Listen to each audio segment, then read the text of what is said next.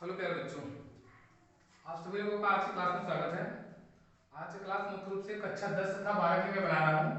Class 10th और 12th के लिए ये क्लास बहुत ही महत्वपूर्ण होने वाला है। ये इंग्लिश से क्लास है। इंग्लिश में डायरेक्ट इनडायरेक्ट कक्षा 10 तथा 12 दोनों को 6 में पूछा जाता है और सिर्फ आज का क्लास लेने से आपका डायरेक्ट इनडायरेक्ट क्लियर हो जाएगा। ये क्लास मैं बहुत ही छोटा बनाऊंगा, मात्र प्रयास करूंगा कि आधे घंटे में ही बात को पूरा कर दूंगा। जो भी परीक्षा में आपके आते हैं प्रश्न, उस टाइप के प्रश्नों को मैं समझा दूँ। पहले आपकी बेसिक क्लियर होनी चाहिए, तो बहुत छोटी छोटी बातों से बेसिक में क्लियर करूंगा। कुछ बातों को समझाते हुए, क्योंकि आप यदि बोर्ड एग्जाम के नजदीक आ गए हैं तो मैं मान के चल रहा हूँ कि आप लोगों को आता है। तो आता है तो मैं उसी प्रकार से बताऊंगा कि आप लोगों को कुछ बेसिक आता है और मैं उसके आगे से थोड़ा समझाने का प्रयास करूंगा।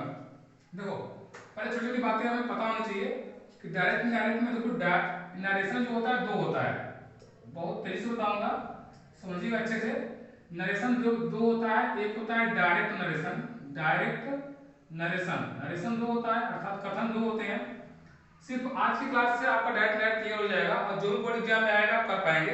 तो कृपया करके आप लोग बने रहिएगा, अच्छे से देखिएगा, धैर्य रख के देखिएगा, क्लियर हो जाएगा, 100% क्लियर हो जाएगा। यदि पूरा क्लास लेते हो, अच्छे से देखते हो तो क्लियर हो जाएगा, भरोसा है क्लियर होगा। और नहीं भरोसा है, ध्यान नहीं देते हो, चैटिंग करते हो, आलतू फालतू बातें करते हो ग्रुप में, तो उससे आपको दिक्कत होने वाली, हमें नहीं। देखो, डायरेक्ट नरेशन और इनडायरेक्ट नरेशन। इनडायरेक्ट नरेशन समझना अच्छे से। नरेशन हमने बताया, नरेशन दो होता है, अर्थात कथन दो होते हैं। एक होता है इनडायरेक्ट नरेशन और एक होता है डायरेक्ट नरेशन। इनडायरेक्ट नरेशन है ये कथन। तो नरेशन मतलब कथन होता है। डायरेक्ट नरेशन मतलब जो प्रत्यक्ष रूप से कहा जाए, इनडायरेक्ट था जो अप्रत्यक्ष रूप से कहा जाए। तो डायरेक्ट नरेशन मतलब जो बातें हम डायरेक्ट रूप से कहते हैं वो डायरेक्ट नरेशन कहा जाता है, और जो बातें डायरेक्ट ना करके उसे अपने शब्दों में बताते हैं उसको हम इनडायरेक्ट नरेशन अर्थात अप्रत्यक्ष कथन कहते हैं। इसी को डायरेक्ट स्पीच अथवा इनडायरेक्ट स्पीच बोलते हैं। देखो, डायरेक्ट अपने पॉइंट पे आते हैं और यहाँ ये हो जाएगा कि हमारे लिए दो बातें जानना बहुत जरूरी होता है डायरेक्ट डायरेक्ट में। एक ये होता है reporting verb. Reporting verb REPORTING, reporting verb. और दूसरी बात जानना जरूरी होता है रिपोर्टेड स्पीच। देखो ध्यान समझना, समझ में आएगा, 100% समझ में आएगा, ध्यान रखना। मॉडल से परेशान हो तो मॉडल पेपर भी हम कराएंगे, फटाक से कराएंगे, लेकिन पहले समझ लो, ग्रामर प्रोसेस समझा दे रहे हैं तेजी से। देखो, रिपोर्टिंग वर्ब क्या होता है, रिपोर्टिंग और रिपोर्टेड स्पीच। तो शॉर्ट टर्म में समझो, रिपोर्टिंग वर्ब जो होता है, कामा इन्वर्टेड कामा के पहले वाली जो क्रिया होती है, कामा तो कामा के पहले पहले की क्रिया। यदि आप लोग को नोट्स बनाना है तो बस ऐसे ही बना लीजिए, छोटा सा नोट से बन जाएगा और ये आपके बोर्ड में क्लियर आपके दिमाग में घुस जाएगा। बना लेंगे तो करते हुए, कामा तो कामा के पहले की क्रिया होती है रिपोर्टिंग वर्ब। और रिपोर्टिंग वर्ब जो हमारा होता है मुख्य रूप से होता है, सेज होता है, टेल भी हो जाता है, कभी कभी टेल भी आता है, टेल्स भी आ जाता है, और सेड। ये हमारे रिपोर्टिंग वर्ब होते हैं। रिपोर्टेड स्पीच जो होता है वो इन्वर्टेड कामा के अंदर वाले सेंटेंस को हम रिपोर्टेड स्पीच बोलते हैं। एक सेंटेंस से समझते हैं, एग्जांपल देखो, जैसे Ram said to me, Ram ने मुझसे कहा, क्या कहा कि I will not go to school, I will not go to school. तो समझना अच्छे से, राम ने मुझसे कहा, कहने वाला कौन है, राम सेंटेंस को रिपोर्ट कर रहा है, राम सेंटेंस को बता रहा है। तो बताने वाली क्रिया क्या है, सेड टू भी आएगा साथ में। तो ये जो होती है हमारी रिपोर्टिंग वर्ब होती है। ऐसे आप भी नोट कर लीजिएगा, 100% दिमाग में घुसेगा रिपोर्टिंग वर्ब क्या है, क्योंकि ये बातें नहीं समझ आएगी तो आपको डायरेक्ट नाइट बनाना नहीं समझ आएगा। ये सेट टू हो गया रिपोर्टिंग वर्ब। और ये जो इन्वर्टेड कामा के अंदर के पूरा सेंटेंस है, इस पूरे सेंटेंस को हम बोलते हैं रिपोर्टेड स्पीच। ठीक है, देखो, रिपोर्टिंग वर्ब और रिपोर्टेड स्पीच, इतनी बात क्लियर हो गई। तो हम अब आगे बढ़ते हैं आपको सेंटेंस पे और फटाफट बताते हैं। देखो, इसको इरेज कर दे रहे हैं।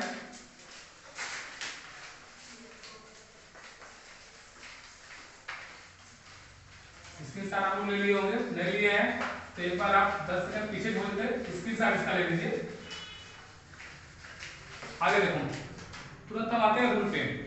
रूल पे आ जाओ फटाक से। रूल क्या होता है, जो फर्स्ट रूल होता है, रूल फटाफट बताएंगे हम, दिक्कत नहीं होगी, टाइम नहीं लगेगा। बस आप लोग ध्यान रखिएगा, हड़बड़ाइए मत कि पेपर आ गया, पेपर आ गया है। बेस नहीं क्लियर होगा तो जल्दी जल्दी आप सेंटेंस डायरेक्ट बना करके कुछ समझ नहीं कर सकते, कुछ हासिल नहीं कर सकते, कुछ पेपर में कर नहीं पाएंगे। वो गड़बड़ी करेंगे ही, इसका रिपोर्टिंग बाद उसमें फिट करेंगे, आज कहाँ लगाना चाहिए, कहाँ ऑर्डर, कहाँ रिक्वेस्ट है, सब लगा देंगे। तो समझना बहुत जरूरी है कि हमको किस प्रकार से अप्लाई करना है। देखो रूल फर्स्ट क्या होता है हमारा कि जब थोड़ा लिख सको तो लिखो, जब रिपोर्टेड स्पीच, जब रिपोर्टेड स्पीच, जब रिपोर्टेड स्पीच में प्रेजेंट, प्रेजेंट अथवा फ्यूचर हो, अथवा फ्यूचर हो, जब रिपोर्टेड स्पीच में प्रेजेंट अथवा फ्यूचर हो तो रिपोर्टेड स्पीच के टेंस में बदलाव नहीं करते, रिपोर्टेड स्पीच के टेंस में बदलाव नहीं करते हैं, टेंस में बदलाव नहीं करते हैं। समझना अच्छे से, इसका मतलब क्या है हमारा। देखो रिपोर्टेड स्पीच अभी हम समझा चुके हैं आप लोग को। रिपोर्टेड स्पीच क्या होता है कि इन्वर्टेड कामा के, जब रिपोर्टेड स्पीच के रिपोर्टेड स्पीच में प्रेजेंट अथवा फ्यूचर हो, अर्थात इन्वर्टेड कामा के अंदर वाले वाक्य में, एक एग्जांपल लेके तो समझाते हैं, अच्छे समझ आएगा। जैसे कि दिया हुआ है कि राम सेज, कामा का कामा, राम सेज, थोड़ा सा हो गया। जब रिपोर्टेड स्पीच में, रिपोर्टेड स्पीच में प्रेजेंट अथवा फ्यूचर हो तो रिपोर्टेड स्पीच के टेंस में, रिपोर्टेड स्पीच के टेंस में, सही है, रिपोर्टिंग वर्ब, यहाँ पर जब रिपोर्टिंग वर्ब होना चाहिए यहाँ पे, हाँ वही लगा तो कुछ गड़बड़ी हो रहा है। जब रिपोर्टिंग वर्ब में प्रेजेंट अथवा फ्यूचर हो, ठीक है। देखो राम से, जैसे वाई से, राम से कामा का comma, I have gone to school. देखो ऐसे बदलने का रूल हमारा होता है, अंदर के बदलाव होते हैं, कई बदलाव है, लेकिन बदलाव नहीं करते अर्थात टेंस में बदलाव नहीं करेंगे। यदि इस बगल हमारा प्रेजेंट अथवा फ्यूचर आ जाए, प्रेजेंट आने का मतलब क्या हो गया, देखो प्रेजेंट आने का मतलब क्या हो गया, इज से, इज सेइंग आ जाए, राम इज सेइंग आ जाए, ऐसा सेंटेंस मिल जाए राम इज सेइंग, तब भी हम अंदर सेंटेंस में बदलाव नहीं करेंगे। और ये सेंटेंस देखो राम सेज है तो राम यहाँ पे सेज ही रहेगा, राम सेज का राम सेज ही रहेगा, और यहाँ पे कामा के जगह पे दैट लगेगा, ठीक है। अफर्मेटिव सेंटेंस का रूल होता है, ये भी जान लो कि अफर्मेटिव सेंटेंस हम जो भी बनाएंगे, अफर्मेटिव, निगेटिव, ठीक है, जो भी बनाएंगे इसमें हमारा कामा इनवर्टेड कामा की जगह पे दैट आएगा। बात को ध्यान देना, कामा इन्वर्टेड कामा की जगह पे हमारा क्या आएगा, दैट आएगा। इसको हटाएंगे तो इसकी जगह पे हमारा दैट आएगा, और आई को बदलेंगे, ये हमारा प्रोनाउन में परिवर्तन होगा। प्रोनाउन परिवर्तन में एक रूल होता है हमारा, ये आपको आना चाहिए, इसको आप लिख लीजिएगा हमारे साथ, समझा रहे हैं अभी साथ में। S to N by 1 2 3, S to N by 1 2 3 नहीं आता है समझ लो, आता है तो अच्छी बात है। S to N by 1 2 3, S का मतलब होता है सब्जेक्ट, सब्जेक्ट का मतलब होता है कर्ता, ओ का मतलब होता है ऑब्जेक्ट, ऑब्जेक्ट का मतलब होता है टर्म, एन का मतलब होता है नो चेंज, नो चेंज का मतलब होता है बदलाव नहीं होता। देखो फर्स्ट पर्सन में हमारे दो आते हैं, सिर्फ आई और वी आता है, फर्स्ट पर्सन सिर्फ दो आते हैं, आई और वी आता है, सेकंड पर्सन में सिर्फ यू, ओनली यू आता है, और थर्ड पर्सन बाकी जितने बच गए, ही हो गया, सी हो गया, और इट हो गया, दे हो गया, etc, ये सभी आते हैं। आपको दिखाई दे रहा है नीचे नहीं लिख रहे हैं, थोड़ा नीचे हो जा रहा है ना, तो ठीक है। ही सी इट दे समझ लीजिएगा, ही सी इट दे आप लोग जानते होंगे, तो बदलाव नहीं करते हैं। तो देखो यहाँ पे आई फर्स्ट पर्सन है तो फर्स्ट पर्सन बदलेगा किसके अनुसार, सब्जेक्ट कर्ता के अनुसार। तो कर्ता क्या है, आई फर्स्ट पर्सन कर्ता राम के अनुसार, तो क्या हो जाएगा यहाँ पे राम, दैट राम।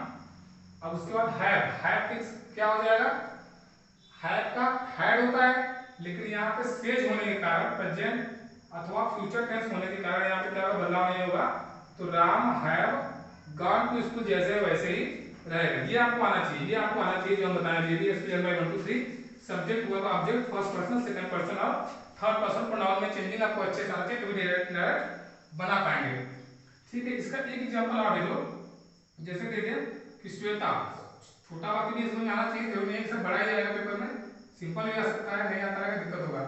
देखो Shweta is saying, Shweta is saying, Shweta कह रही है, क्या कर रही है, Shweta is saying, saying she has done his work, she has done his work, ठीक है। तो सीता इज सेइंग, तो Sita is, Shweta is saying वैसे ही रहेगा, कामाय को दैट लगाएंगे। देखो सी जो होता है third person, S O N by 1 2 3 बताए, तो हम आपको बताया ना कि एस ओ एन बाई 1 2 3, तो 3 जो होता है हमारा ये थर्ड पर्सन में क्या आता है, ही सी इट और दे, और किसी का नाम भी होता है थर्ड पर्सन में, किसी इट दे और किसी का नाम। तो देखो थर्ड पर्सन में ये सब आता है, तो ये सी हो गया, सी थर्ड पर्सन क्या होता है, नो चेंज, तो नो चेंज था बदलाव नहीं होता है, तो यहाँ पे दैट सी का सी रहेगा, और यहाँ पे प्रेजेंट कंटिन्यूअस टेंस में है, इसके कारण क्या होगा कि टेंस में बदलाव भी नहीं होगा, तो ऐसे ही रहेगा कि सी हैज डन हिज वर्क, इसमें कोई भी बदलाव नहीं होगा। चलो ये वाला आपको समझ आएगा प्रेजेंट और फ्यूचर में। एक फ्यूचर का भी आपको दिखा देते हैं, एक फ्यूचर का भी, तो बोलेंगे कि प्रेजेंट अथवा फ्यूचर, फ्यूचर का सेंटेंस नहीं होगा, फ्यूचर भी इसी प्रकार से हो जाएगा, कहीं तो बताया ना बताया। देखो एक वाक्य हम दिखा दे रहे हैं आपको, कहने का करने की आवश्यकता नहीं है, हम एक वाक्य दिखा दे रहे हैं। देखो पहला एक वाक्य फ्यूचर का देखो, जैसे कि दे विल टेल, समझना अच्छे से, they will tell comma will comma, वे लोग कहेंगे, क्या कहेंगे, they will tell you have passed, कि आप पास हो गए हैं, वे लोग कहेंगे कि आप पास हो गए हैं, ठीक है। They will tell you have passed comma comma, तो हम क्या बताएंगे कि दे विल टेल, तो टेल का टेल रहेगा, दे विल टेल, इसको हम लोग एज इट इज जैसे लिखा है वैसे ही इसको हम लोग उतार लेंगे, they will tell, comma into comma के जगह पे क्या लगाएंगे, दैट लगाएंगे। यू सेकंड पर्सन ऑब्जेक्ट है, ऑब्जेक्ट नहीं दिया है, थर्ड पर्सन के साथ बदल सकते हैं, अदरवाइज आप क्या करेंगे, यू को यू रहने दीजिए, यू हो गया, और हम टेंस से बदलाव करते हैं, लेकिन यहाँ पे विल फ्यूचर में होने के कारण हम लोग will you have passed, otherwise हम लोग क्या लगाते हैं, यू हैड पास्ड, क्योंकि टेंस में परिवर्तन होता। देखो पहले परिवर्तन न होने वाली बातें बता रहे हैं, आज की क्लास में आपको जो परिवर्तन नहीं होती वो पूरी बातें बता रहे हैं। तो फर्स्ट रूल आपको समझ आ गई है कि प्रेजेंट अथवा फ्यूचर में, प्रेजेंट अथवा फ्यूचर में रिपोर्टिंग वर्ब होगा, अर्थात इन्वर्टेड कामा के पहले वाली जो क्रिया होगी वो प्रेजेंट अथवा फ्यूचर में होगी, तो रिपोर्टेड स्पीच के अंदर का जो वाक्य होगा पूरा बदलाव नहीं होगा, सिर्फ दैट लगा के एज इट इज रख लेंगे, प्रोनाउन जो होगा उसमें परिवर्तन हम लोग करेंगे। दूसरा देखो रूल 2 देखो, जब रिपोर्टिंग वर्ब पास्ट में हो, किंतु देखो रिपोर्टिंग वर्ब पास्ट में हो रहा है, इसे इस बार रिपोर्टिंग वर्ब जो होगा हमारा वो पास्ट में रहेगा, ऊपर नहीं दिख रहा है ना, ठीक है। जब रिपोर्टिंग वर्ब पास्ट में हो किंतु reported speech SPEECH, reported speech में सदैव सत्य रहने वाली बातें हो, सदैव सत्य रहने वाली बातें हो,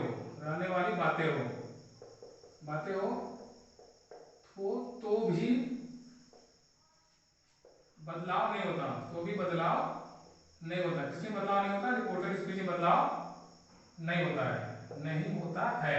आप इसको नोट कर सकते हैं। देखो एग्जांपल देखो, जब रिपोर्टेड वर्ब पास्ट में हो किंतु रिपोर्टेड स्पीच में सदैव सत्य रहने वाली बातें हो तो भी बदलाव नहीं होता है। तो देखो ऐसे देखो, जिसे बोल दिया कि मदर सेड, माँ ने कहा, mother said comma inverted comma, क्या बोल गया, मैन इज मोर्टल, ये वाला आपके बोर्ड एग्जाम में पूछा हुआ है और आपके मॉडल पेपर में दिया हुआ है, मैन इज मोर्टल, ठीक है। तो मदर सेड दैट हो जाएगा यहाँ पे, और मैन इज मोर्टल रहेगा, क्योंकि मनुष्य मरणशील है, तो सत्य बातें हैं कि मनुष्य मरणशील है, आजीवन तो रहता नहीं है, एक दिन उसके अंत होता ही है, तो सत्य रहने वाली बात है, इसलिए दैट लगा के एज इट इज जैसे है वैसे ही उतार देते हैं। और देखो जैसा ऐसा आ जाए कि the father said to me, तो कुछ सेंटेंस बदला है, said to me earth round the sun, समझना अच्छे से इसको भी, अर्थ राउंड द सन ऐसा दिया हुआ है। द फादर से, पिताजी ने मुझसे कहा कि अर्थ राउंड द सन, देखो जब भी सेड टू के बाद ऑब्जेक्ट आए तो इसमें बदलाव होता है, तो सेड टू का यहाँ पे हो जाएगा टोल्ड, समझना इसको, तो द फादर सेड टू का हो जाएगा told, the father told me. Comma to comma जब हम दैट लगाएंगे और बाकी जितना ये पूरा है the earth round the sun, earth round the sun लगाएंगे क्योंकि पृथ्वी सूर्य का चक्कर लगाती है, सत्य बातें हैं, तो इसमें भी कोई परिवर्तन हम नहीं करेंगे। चलो छसरा सब कराने वाली बातें हो गई। अब इसके आगे हम बढ़ते हैं, थोड़ा सा इसके आगे हम बढ़ते हैं, रूल 3 पे आते हैं। रूल 3 पे आते हैं, जिसको जल्दी जल्दी लग रहा है वो बाद में देख लेगा, रोक रोक को देख लेगा ऑनलाइन क्लास खत्म होने के बाद, तो हमारे बात नहीं है। रूल 3 देखो, रूल 3 हमारा क्या आता है, हमारा आर्टिकल वाला हो गया, अफर्मेटिव हो गया, ठीक है। रूल 3 ये होता है टेंस में परिवर्तन। देखो टेंस में परिवर्तन छोटी बात है, समझ लेते हैं, फटाक से बात पूरी हो जाएगी हमारी। ये भी टेंस में परिवर्तन सबसे बड़ा यही होता है। तो टेंस में परिवर्तन जल्दी समझना कि जितने भी प्रेजेंट का चारों जो होता है, प्रेजेंट के चारों क्रम से पास्ट के चारों में परिवर्तित हो जाते हैं, चारों में। अर्थात समझो, कुछ और भी सुनो, प्रेजेंट इंडेफिनिट चेंज हो जाता है पास्ट इंडेफिनिट में, प्रेजेंट कंटीन्यूअस चेंज हो जाता है पास्ट परफेक्ट में, और प्रेजेंट कंटीन्यूअस चेंज होता है पास्ट कंटीन्यूअस में, प्रेजेंट परफेक्ट पास्ट परफेक्ट में, और प्रेजेंट का परफेक्ट कंटीन्यूअस पास्ट के परफेक्ट कंटीन्यूअस में चेंज होता है। और पास्ट का इंडेफिनिट जो होता है वो पास्ट के परफेक्ट में जाता है, और पास्ट का कंटीन्यूअस जो होता है वो पास्ट के परफेक्ट कंटीन्यूअस में जाता है। और फ्यूचर में जो होता है वो पूरा हो गया, ये फ्यूचर में विल का वुड होता है और शैल का शुड होता है। विल का वुड, शैल का शुड, कैन का कुड, मे का माइट, ये सब जनरल परिवर्तन होते रहते हैं। तो देखो कुछ सेंटेंस हम समझा रहे हैं और यहाँ पे प्रोनाउन में भी जबरदस्त परिवर्तन होगा। देखो कुछ सेंटेंस को थोड़ा समझा दे रहे हैं, पूरा हो जाएगा रूल, आपका टेंस वाला रूल पूरा हो जाएगा, पूरा टेंस का रूल खत्म हो जाएगा। फटाक से इंट्रोगेटिव बता देंगे, इंप्रेटिव बता देंगे, क्लियर हो जाएगा, पूरा बता देंगे। देखो पहला सेंटेंस देखो, जैसे Radha said to her, Radha said to her,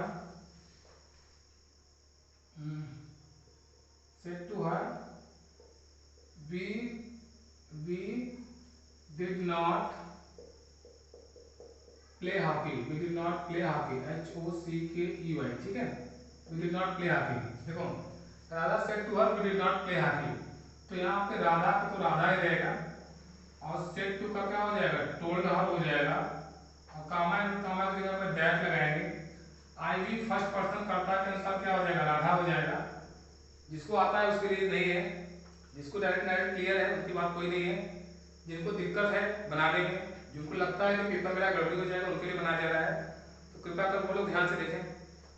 तो देखो आई भी फर्स्ट पर्सन राधा के अनुसार मतलब क्या हो जाएगा, सी हो जाएगा, सी।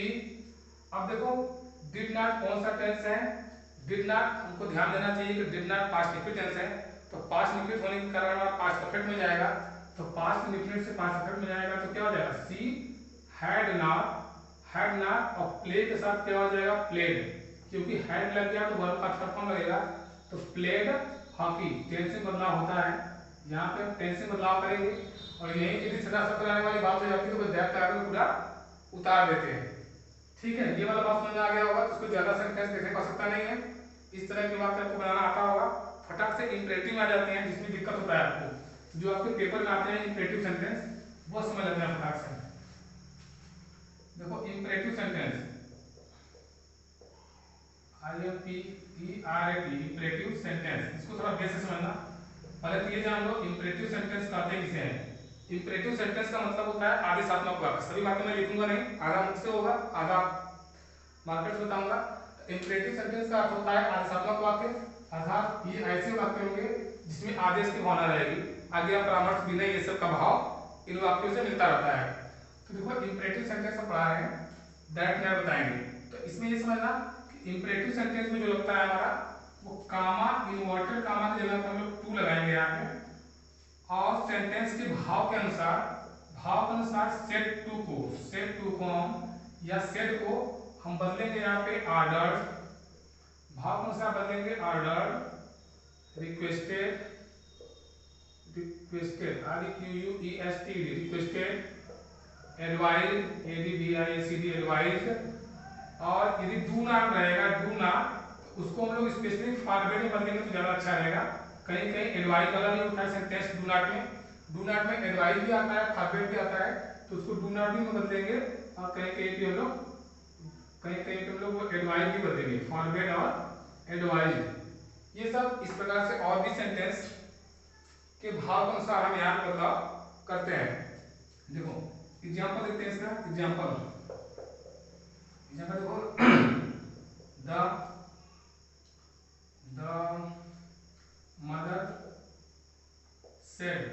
mother said to me, समझना सेंटेंस में मत देखो बार बार क्यों हो रहा है, बस ये देखो कि इस टाइप का वाक्य आएगा तो हम कैसे बनाएंगे, पेपर में आ गया तो कैसे बनाएंगे।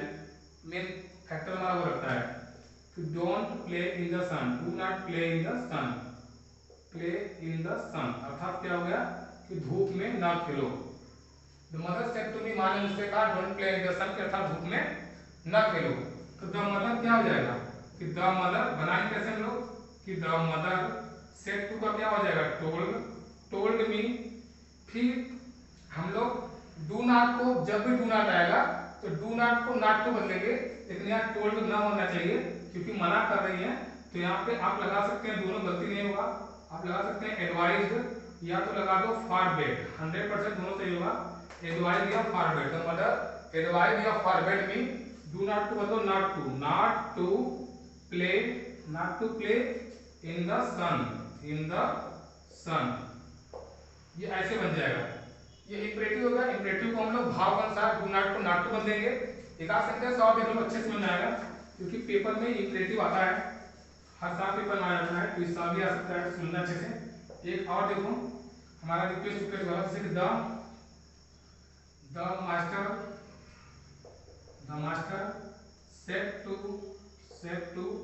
his servant, the master said to his servant, comma after comma, ring the bell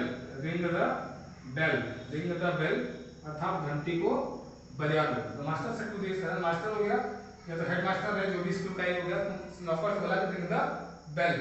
तो मास्टर और नौकर वाली जब भी बात हो, मास्टर और नौकर वाले जब भी बात हो, बड़े छोटे वाले जब भी बात हो, कुछ वैसी बात आए पेशा वाला कि मतलब वो उसके नीचे काम करता है, तो वहां पे हमेशा आपको सेड टू पे आज्ञा वाला भाव समझ में आया तो ऑर्डर लगाना है।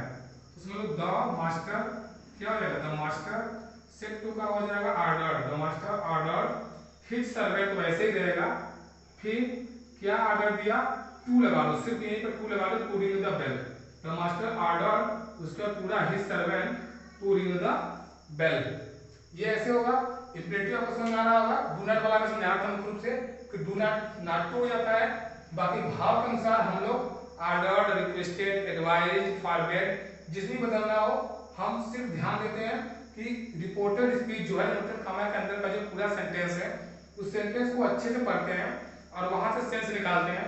यही काम हम लोग एक्सक्लेमेटरी में भी करते हैं। एक्सक्लेमेटरी में क्या करते हैं कि एक्सक्लेमेटरी में भी हम लोग भाव के अनुसार लगाते हैं और क्या करते हैं कि वहां पे हम वो एक्सक्लेमेशन आपका ध्यान देकर उसका नोटिस समझ लेते हैं और भाव के अनुसार लगाते हैं। हाँ, कामा इन्वर्टेड कामा जो होता है हमारा, वहां पे कामा और इन्वर्टेड कामा जो होता है उसकी जगह पे हम मुख्य रूप से दैट लगाते हैं, मुख्य रूप से दैट का ही प्रयोग होता है। देखो एक सेंटेंस हमारे दिमाग में आ रहा है, नहीं ठीक है, इंपरेटिव आपका तो क्लियर हो गया, इंपरेटिव तो क्लियर हो गया, तो ठीक है। और कल मैं क्लास करूंगा कि एक्सक्लेमेटरी, इंपरेटिव और जो भी रहे मॉडल पेपर के कठिन जो प्रश्न हो डायरेक्ट डायरेक्ट के, उस सभी का संग्रह लेकर के मैं आप लोग के सामने आऊंगा और एक वीडियो सेपरेट 30-40 मिनट का जो भी रहेगा, 20 मिनट 25 मिनट का जो भी रहेगा, उसमें पूरे सेंटेंसों को एक ही क्लास में डायरेक्ट आपके दिमाग में घुसा दूंगा और फिर से नियम कानून को मैं व्याख्या करते हुए सेंटेंस को बताऊंगा। क्लियर समझ में आएगा? आपको अच्छा लगा तो लाइक करना, शेयर करना, यदि चैनल पर नए हो तो सब्सक्राइब अवश्य करना। धन्यवाद।